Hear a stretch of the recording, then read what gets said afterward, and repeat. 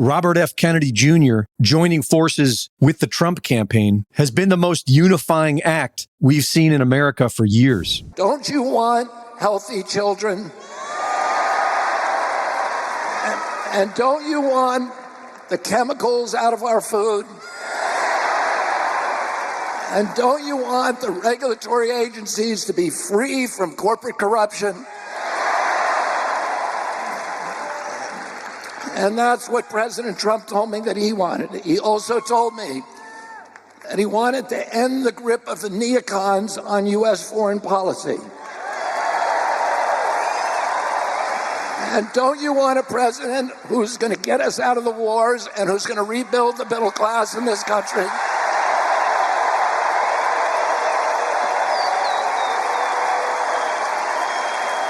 And don't you want a president that's going to make America healthy again? Thank you all very, very much, and God bless you, and God bless America. And right after Bobby Jr. gave support, Tulsi Gabbard followed. Whether you're a Democrat, a Republican, or an independent, if you love our country, as I do, if you cherish peace and freedom as we do, I invite you to join me in doing all that we can to save our country and elect President Donald J. Trump and send him back to the White House to do the tough work of saving our country and serving the people. Following this historic political realignment, less than 3 months from the 2024 election, Mark Zuckerberg admits that he censored information on Facebook at the direction of the federal government.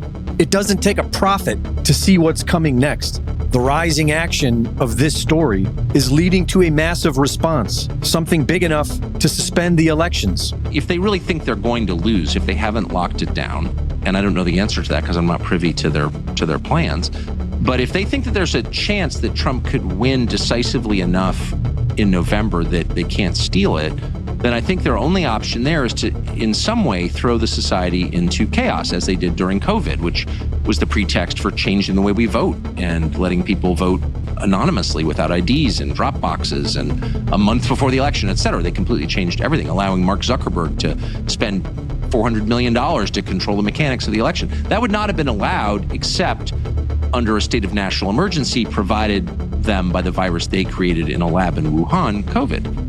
And so it's pretty simple. If they feel like they're going to lose, we will have some kind of crisis. I think it's most likely to be a war with Iran, which they want anyway, but who knows? 4 years ago, Klaus Schwab warned us that a cyber attack is coming that will make COVID pale in comparison to its devastation.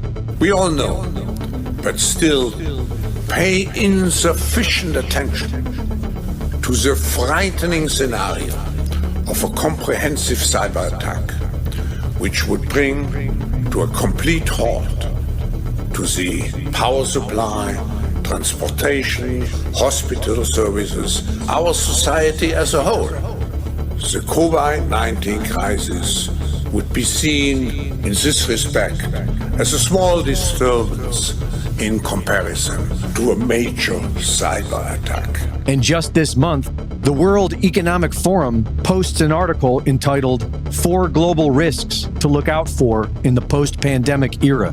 The article suggests that no matter what the official outcome of the 2024 elections is, the people will not trust it, and says that democracy has been in decline for 18 consecutive years, and the people are looking for something different.